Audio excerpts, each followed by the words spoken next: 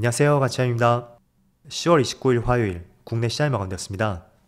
자, 오늘 시장은 장 막판에 의외로 매수세가 들어오면서 코스피는 종가상 최고점으로 마무리되었습니다. 그래서 오늘은 0.2%의 빨간불이 들어왔고, 제가 수급 변화를 살펴보니까 약 1시쯤부터 외국인의 매수세가 꾸준히 들어오기 시작했고, 그 전까지는 마이너스 2,700억 정도? 그 정도로 잡혔습니다. 그런데 꾸준히 매수세가 들어오면서 물론 전체 매수는 플러스로 전환되지 못했습니다. 그렇지만 순매도 규모를 상당히 줄이면서 장 막판에 코스피가 상승으로 마감이 되었고, 또 코스닥은 코스닥도 마찬가지였습니다. 그래서 오늘은 플러스 0.5%와 함께 종가가 최고점에서 마무리되었습니다. 그리고 시가총액 상위족들을 보면 오늘은 반도체 관련주의 흐름이 어제하고 굉장히 비슷했고요. 반대로 어제 흐름이 좋았었던 2차전지 관련주들, 이쪽은 전반적으로 파란불이 많이 찍혀 있습니다. 그리고 고려아연을 제외하고 그 외에는 금융주라든지 또 지주사, 밸류업 기대감이 있는 종목들이죠. 어제는 한 차례 차익 매물이 강하게 나왔다면 반대로 오늘은 또 빨간불이 들어왔습니다. 그리고 코스닥은 코스닥은 전반적으로 지수가 좋았기 때문에 코스닥 상위 종목들을 보더라도 전반적으로 흐름이 좋았다는 것을 알 수가 있습니다.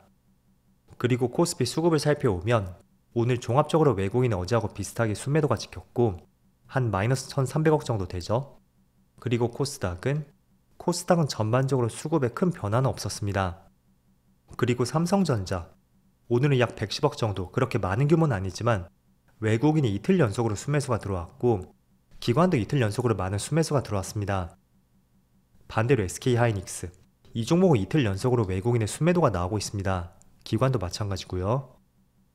또 어제 한 차례 급등이 나왔던 삼성 SDI, 오늘도 미약하지만 외국인의 순매수가 들어왔고 기관만 나오러 순매도가 나왔습니다.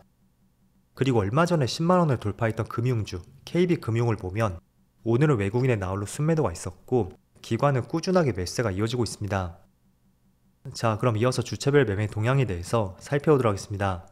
10월 29일 외국인이 가장 많이 매수한 종목은 한국항공우주, 하나인더, 두산에너빌리티, 한미반도체, LG에너지솔루션, 이렇게 순서대로 매수했고 또 미약하지만 밑에 삼성전자가 보이네요. 그리고 기관은 삼성전자, 포스코홀딩스, KB금융, 대한항공, LNF, 기관은 비교적 다양한 업종들을 매수했습니다. 이어서 해증시를 보겠습니다. 전날의 미국 증시는 다소 조용한 흐름이었습니다. 나스닥은 갭상승으로 출발했었지만 전고점 부근에서 확실하게 돌파하지 못하면서 종가는 최저가에서 마무리되었고, 그래도 워낙 갭상승을 크게 띄웠던 만큼 종가상으로는 살짝 빨간불이 들어왔습니다. 또 S&P 500도 비슷한 흐름이었고요. 그리고 다우지수도 0.6%의 빨간불이 들어왔습니다. 또 반도체 지수를 보면 어제는 반도체 지수가 조금은 쉬었었고요.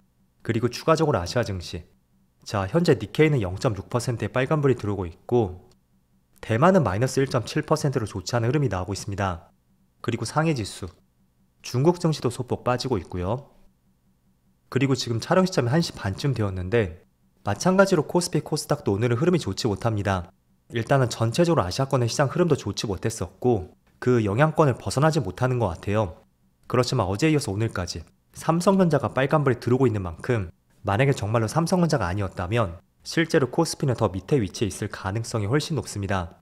그래서 오늘은 그나마 삼성전자가 버텨주기 때문에 지수가 많이 빠지지 않고 있다고 생각이 되고, 그리고 삼성전자의 주가 흐름을 보면 오늘도 지금은 2%의 빨간불이 들어오고 있습니다. 하지만 반대로 하이닉스, 어제에 이어서 오늘도 파란불이 들어오고 있고 낙폭이 조금은 크게 나오고 있거든요.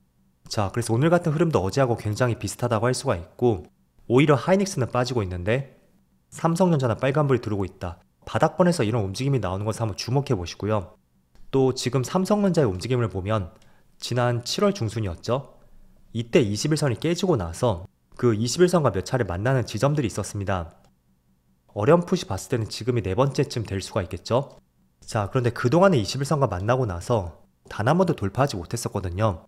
그래서 지금도 21선과 만난 위치인데 과거처럼 잠깐 반등에 그치고 빠질 것인지, 아니면 이번에는 추세를 돌릴 수 있는 시발점이 될 수 있는지, 이런 부분도 중요하게 한번 살펴보시면 좋을 것 같습니다.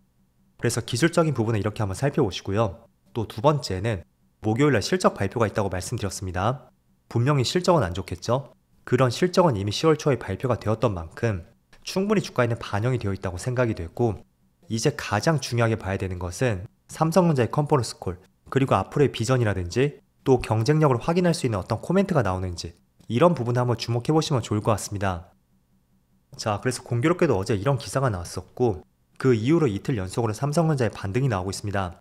아직까지는 이게 팩트라고는 볼 수는 없을 것 같아요. 하지만 지금의 시장의 분위기를 봤을 때는 단순히 루머에 그치지는 않을 것이다, 그렇게 보고 있는 것인지, 어제도 미약하지만 외국인의 수급이 들어왔었고 또 주가도 하이닉스와 반대되는 움직임이 나왔다고 생각이 됩니다.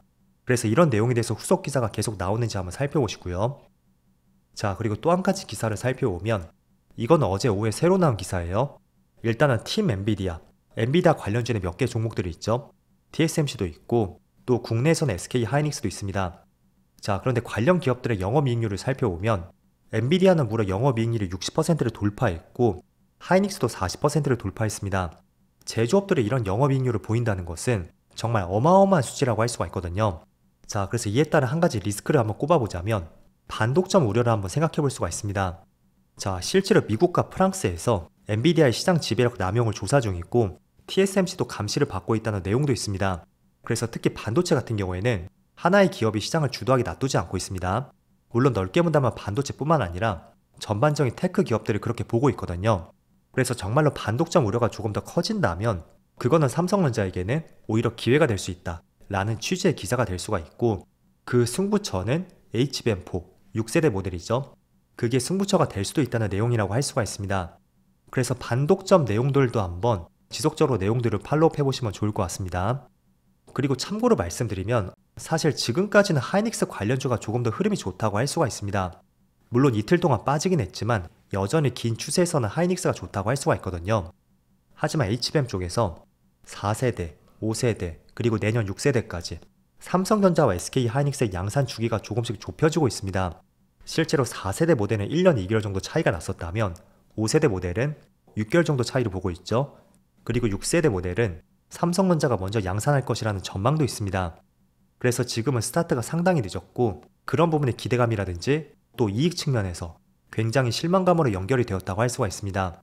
하지만 내년 6세대 모델에서는 사실 누가 시장을 이끌지는 모른다, 그게 저의 생각이고, 그런 부분도 지금 55,000원까지 빠진 시점에서는 리스크보다는 오히려 내년 시장에 대한 기대감으로서 이 종목을 바라볼 수 있는 내용인 것 같습니다.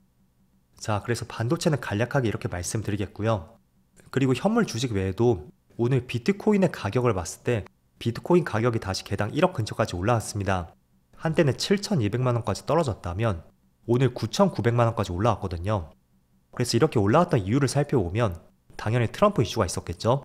당선 가능성이 높아졌고 그게 이번 달에 슈팅을 보여줌으로써 코인 가격을 굉장히 올렸다고 생각이 됩니다. 자, 그런데 전반적으로 저는 대선 이슈는 이제는 조심할 구간에 접해 있지 않나 라는 생각을 갖고 있습니다. 대선은 다음 주 화요일에 있으니까 이제 일주일밖에 남지 않았습니다. 자, 그래서 일반적으로 트럼프 관련주들, 코인 관련주는 10월 내내 좋은 흐름이 나왔었고, 반대로 해리스 관련주, 친환경 에너지 관련주는 이번 한 달 동안은 굉장히 부진한 흐름이 나왔습니다. 자, 그래서 이제 대선이 일주일밖에 남지 않았거든요. 그래서 올라올 수 있는 종목들은 다 올라왔다고 생각이 됐고, 또 반대로 떨어질 수 있는 종목들도 주가가 내릴 만큼 내렸다고 생각이 됩니다. 그래서 지금은 기대감과 우려감이 모두 반영되어 있는 시점인 만큼 오히려 특정 후보가 당선이 된다고 해서 그 업종이 당선 이후부터 계속 좋은 흐름이 나올 것이다, 그렇게는 볼 수는 없을 것 같습니다. 즉 지금은 한마디로 트럼프 당선 가능성이 높다고 할 수가 있겠죠. 그런데 관련주는 최근에 많은 상승이 나왔던 만큼 오히려 저는 당선이 된다고 해도 더 뻗어가기보다는 차익 매물이 나올 가능성이 있다, 그렇게 생각이 되고, 비트코인도 마찬가지라고 생각이 됩니다. 그래서 지금은 너무 낙관적으로 보는 것도 어렵다고 말씀드리겠고, 오히려 해리스 관련주들, 친환경 에너지 관련주 있죠. 이 종목은 정말로 해리스가 당선이 된다면 여기서 크게 반등이 나올 가능성이 상당히 높습니다. 그리고 반대로 낙선이 되었을 때도 저는 충분히 그런 부분은 주가에 녹아들었다고 생각이 되는 만큼 오히려 낙선이 된다고 해도 단기적으로는 잠깐 하락이 나올 수도 있겠지만 오히려 재료 소멸로 올라가지 않을까, 그런 관점을 갖고 있습니다.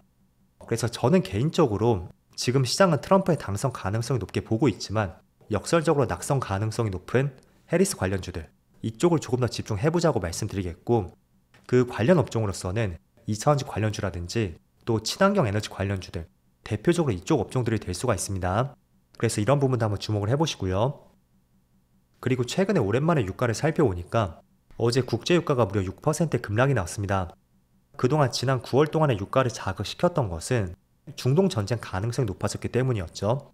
하지만 최근에는 이스라엘이 이란의 정유시설을 타격한 것이 아니고 군사시설을 타격함으로써 전쟁이 확대되진 않겠구나. 그런 심리들이 유가를 많이 자극시킨 것 같습니다. 그래서 중동발 전쟁 리스크는 지금으로서는 약간은 크게 번질 가능성은 없다고 생각이 됐고, 그런 점들도 투자를 하는 데 있어서 약간의 참조를 해보시는 것을 권장해 드릴게요. 자, 그리고 이번 주는 정말 많은 일정들이 있는 한 주입니다. 대표적으로 미국의 빅테크 기업들, 마이크로소프트라든지 아마존, 메타의 실적 발표가 있고, 또 금요일에는 고용지표 발표도 있습니다. 그리고 다음 주 화요일에는 미국의 대선이 있고, 또 다음 주 목요일에는 FMC 회의가 있어요. 그래서 이번 주와 다음 주는 정말 중요한 일정이 있고, 그에 따라 시장의 변동성이 많이 생길 수도 있는 한 주가 될 것 같습니다. 그래서 일정들 한번 참조해 보시면서 여러분들의 투자 계획을 세워 나가시는데 많은 도움이 되기를 바라겠습니다. 자, 그럼 오늘도 늦은 시간까지 수고 많으셨고요. 저는 내일 영상에서 다시 찾아뵙도록 하겠습니다. 모두 즐거운 저녁 되세요. 감사합니다.